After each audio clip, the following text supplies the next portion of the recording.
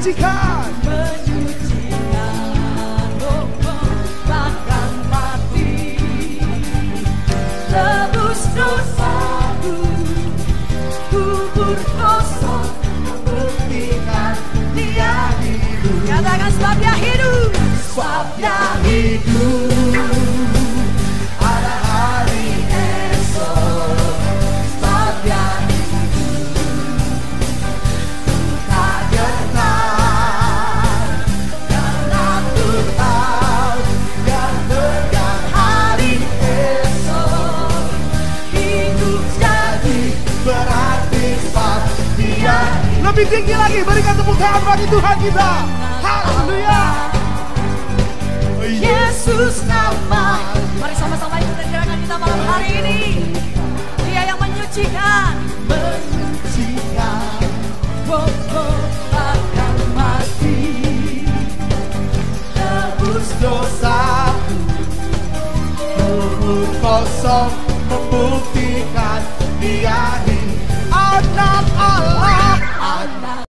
Shalom jemaat yang dikasihi oleh Tuhan. Kita belajar bersama-sama kebenaran firman Tuhan pada hari ini dalam tema respon menghadapi kesukaran hidup.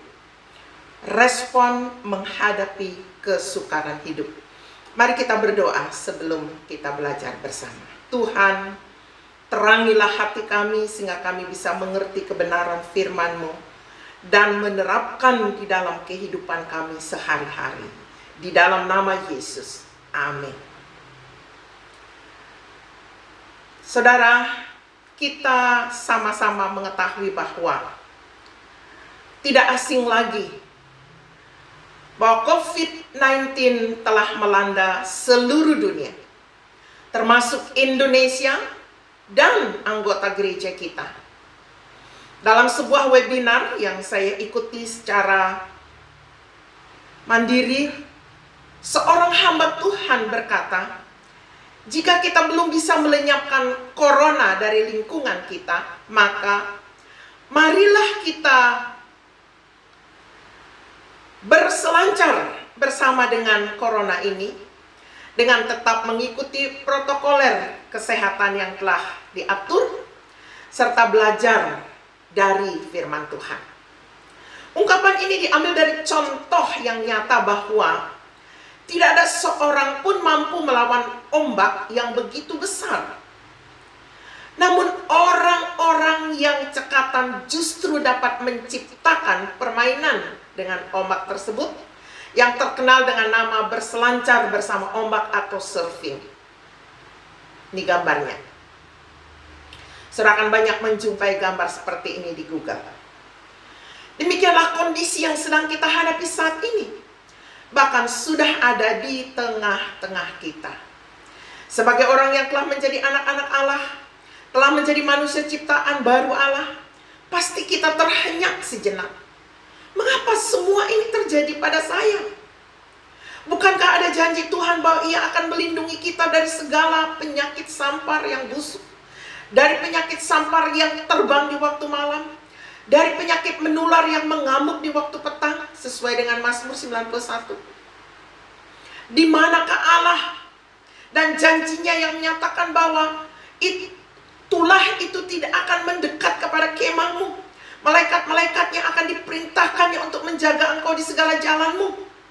Di manakah Allah? Saudara, tentu kita akan mempertanyakan semuanya ini. Namun jangan lupa bahwa ada contoh nyata dalam Alkitab yang juga mengalami penderitaan sakit penyakit, bahkan lebih parah dari COVID-19. Dialah Ayub yang sangat terkenal kesalehannya. Allah berkata, tak ada seorang pun yang seperti dia, yang sedemikian saleh, jujur, takut akan Allah, serta menjauhi kejahatan. Ini diucapkan Allah di hadapan malaikat-malaikatnya dan di hadapan iblis yang sengaja datang dalam pertemuan itu. Iblis begitu kritis menerima tantangan ini. Dan dia berkata, Ayub saleh karena ia ingin menerima semua kenyamanan dan kekayaan yang engkau berikan. Atau dengan kata lain, apakah nggak ada udang di balik batu, di balik kesalehan Ayub itu? Ayub 1 ayat 9 sampai 10. Coba saja ulurkan tanganmu, jamalah segala yang dipunyainya, maka ia akan mengutuki engkau. Tuhan menerima tantangan iblis ini dan memberi izin kepadanya untuk menyentuh milik Ayub. Dan serta-merta semua yang Ayub miliki habis dalam sehari. Baik harta, anak-anak, dan para hamba. Hanya satu-satu hambanya masih hidup untuk memberitahu kepada dia kondisi yang dihadapi. Respon Ayub, dengan telanjang aku keluar dari kandungan ibuku, dengan telanjang juga aku akan kembali ke dalamnya. Tuhan yang memberi, Tuhan yang mengambil, terpujilah nama Tuhan.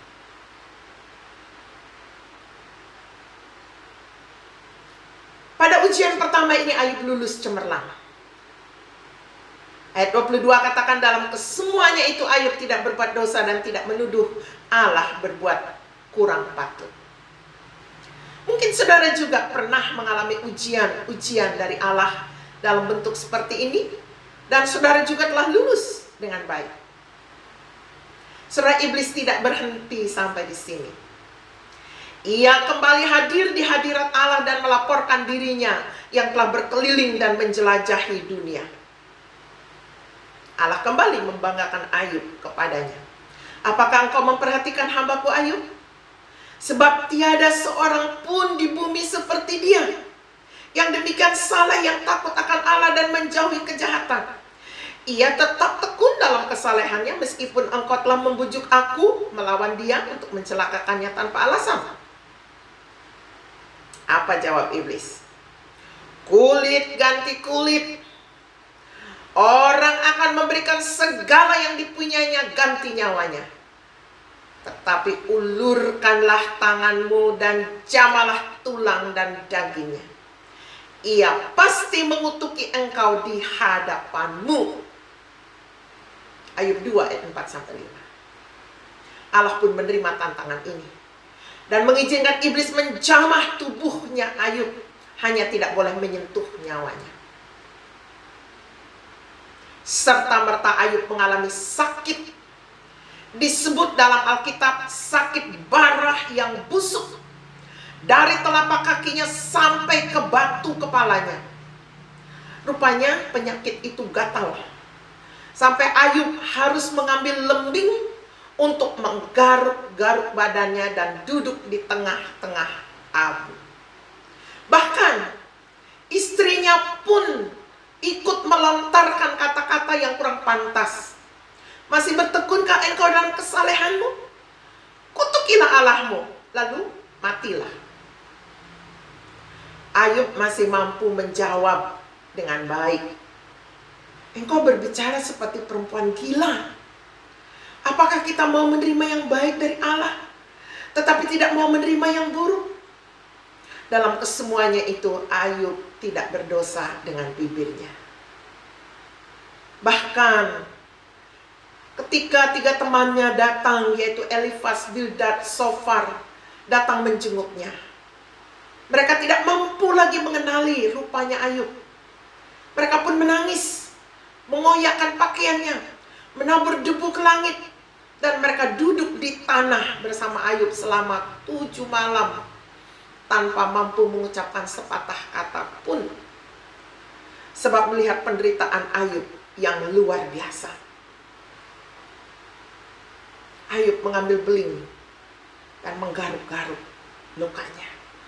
3 sahabatnya tidak mampu berkata-kata. Sampai di sini kita berhenti sejenak, saudara. Ingatlah janji Tuhan dalam 1 Korintus 10 ayat 13 dan Roma 8 ayat 28. Pencobaan-pencobaan yang kamu alami ialah pencobaan-pencobaan biasa yang tidak melebihi kekuatan manusia. Sebab Allah setia dan karena itu Ia tidak akan membiarkan kamu dicobai melampaui kekuatanmu. Pada waktu kamu dicobai, Ia akan memberikan kepadamu jalan keluar sehingga kamu dapat menanggungnya. Kita tahu sekarang bahwa Allah turut bekerja dalam segala sesuatu untuk mendatangkan kebaikan bagi mereka yang mengasihi Dia. yaitu bagi mereka yang terpanggil sesuai dengan rencana Allah. Tentu Allah tetap berpegang pada hukum-hukumnya ini ketika mengizinkan Ayub dicobai. Bahwa yang pertama, tidak akan pernah ia mengizinkan pencobaan itu melampaui kekuatan manusia. Itu pencobaan biasa. Yang kedua, Allah itu setia dan akan memberikan kepada manusia jalan keluar sehingga manusia dapat menanggungnya. Yang ketiga, Allah turut bekerja untuk mendatangkan kebaikan. Mari kita buktikan hukum ini pada kisah Ayub.